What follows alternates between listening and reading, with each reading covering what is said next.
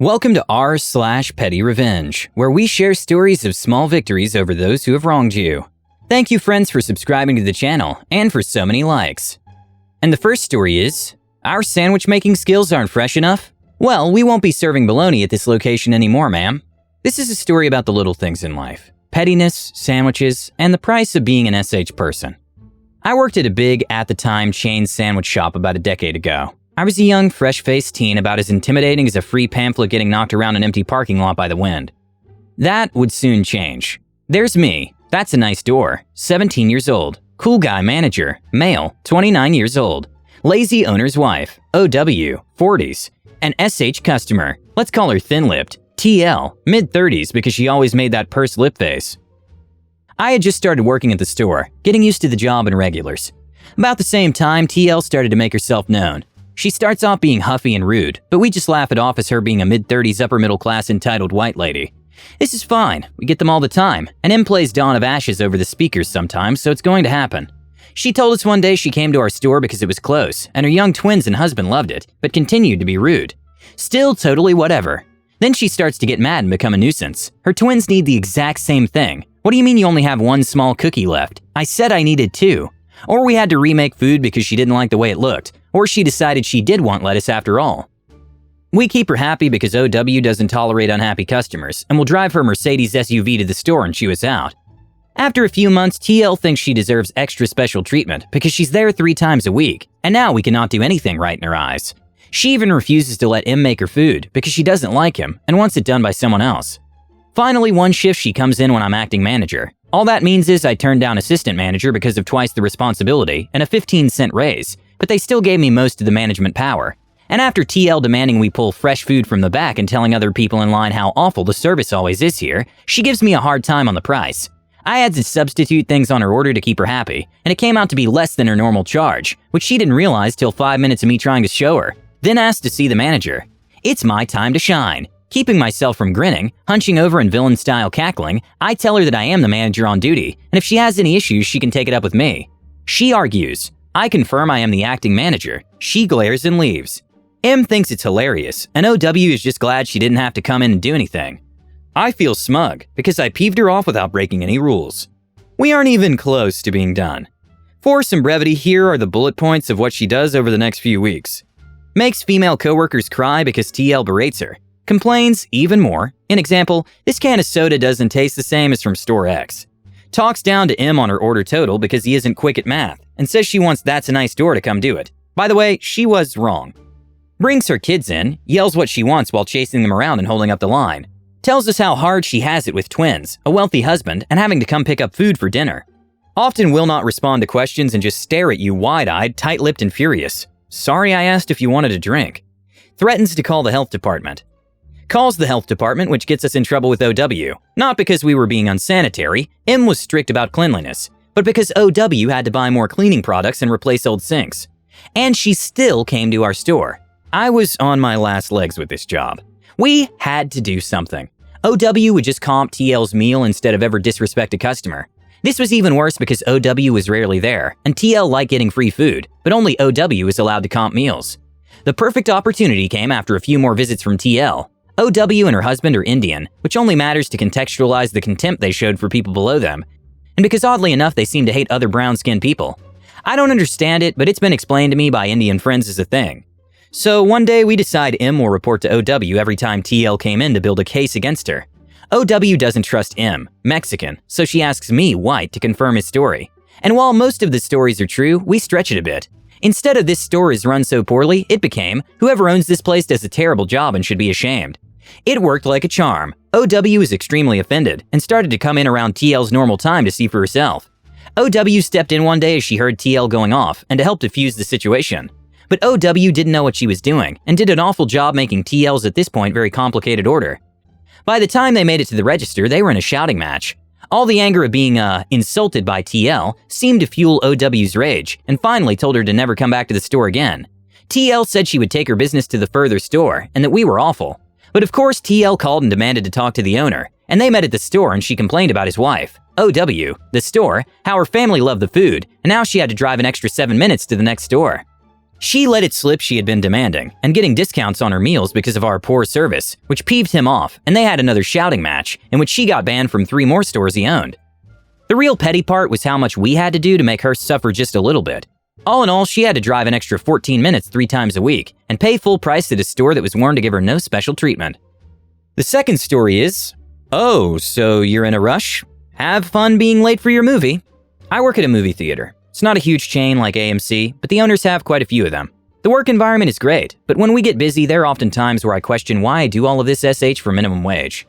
Opening night of Black Panther was one of those nights. There was 1 line open to buy tickets, and 2 lines to buy concessions. All 3 lines were out the door, but as we were the only theater with seating still available for Black Panther, we had 2 screenings showing at once. People were willing to wait in line.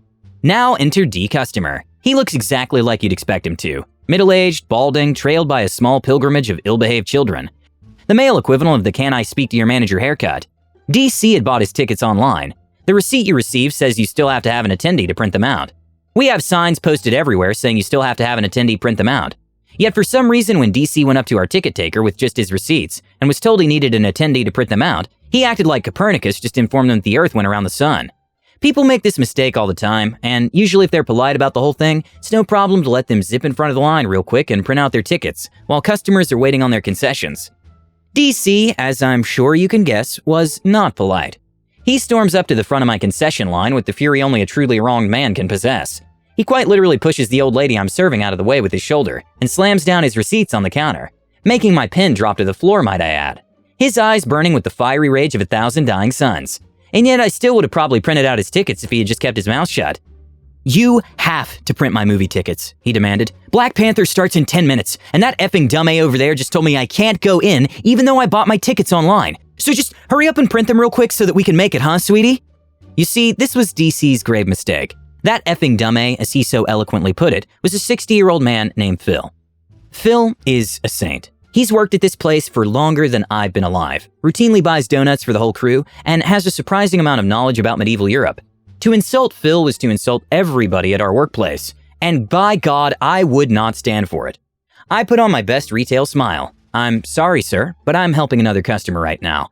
You'll have to wait in the ticket line if you want your tickets to be printed out. I'm sorry for the inconvenience, but at least now you know for next time." DC looks behind him towards the ticket line. It's still out the door, hasn't moved more than 5 feet since the interaction started, and has to be at least a 20-minute wait.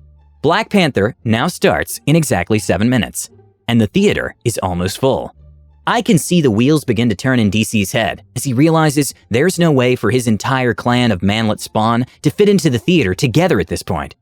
It's at that point when he should have resorted to begging, but a manlet's pride is his only shield.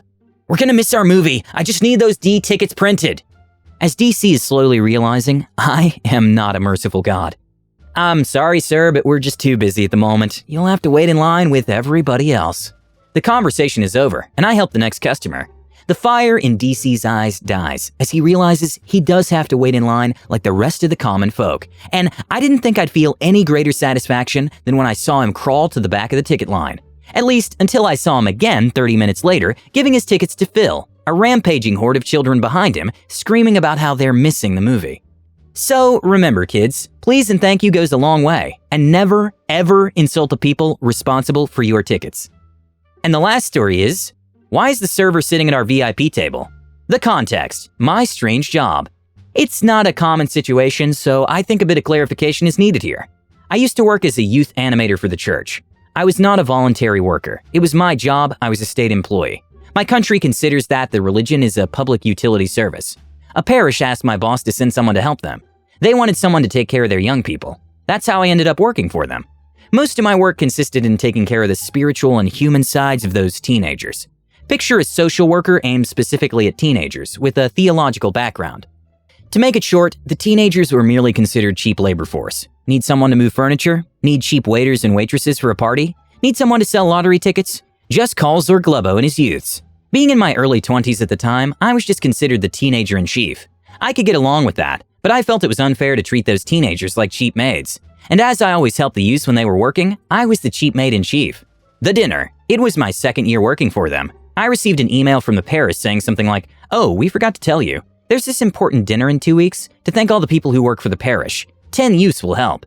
It was not a question but a fact. They had to prepare the tables and the chairs, to serve the food and to clean the dishes, the kitchen and the dining place at the end. But it was worth it. They would get a small sandwich at the end. Yay! I asked my teenagers. They refused. I did not insist. Actually, I was happy they did. I informed the parish. They were angry. I reminded them the concept of voluntary work. It was pretty funny, but that's another story. I went to that dinner. I made sure to arrive a bit early. The person in charge, let's call him Mr. Patronizing, Mr. P, greeted me with a big smile. Mr. P, oh, it's nice that you guys changed your mind. You'll find aprons in the kitchen. Me, I'm alone.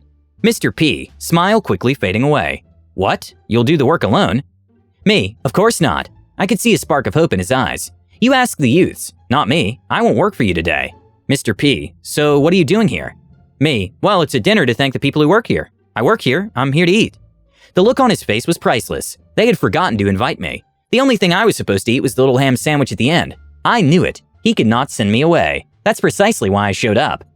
There was a table with a mic, tablecloth, flowers, and only 6 seats in the middle of the room. It was clearly a VIP table. The priest, the president, Mr. Patronizing, etc. I've always hated this kind of elitism. They're not princes. They're just people who work for a parish. The normal tables were for the volunteers, like the people from the choir, the people who were managing little clubs and societies, the ladies from Sunday school, etc. Without a word, I sat at the VIP table. 10 seconds later, Mr. P comes to me. Oh, I'm sorry, you're not supposed to sit here. Why? I could almost hear the gears in his mind grinding and spinning hopelessly as he tried to find an answer. The answer never came. My job did not look prestigious at all, but in fact, I was clearly important enough to sit here. I even got to watch him as he quickly added a chair to the table. Bonus, 4 out of the 5 other VIP looked as surprised as Mr. Patronizing when they arrived at the table. That's right, people. Tonight, the server will eat at your VIP table. They found other volunteers. They asked around, and they found enough of them. They discovered there are some people who don't like to go to the Mass on Sunday, but are glad to help and be useful when they're given the occasion. And that was great.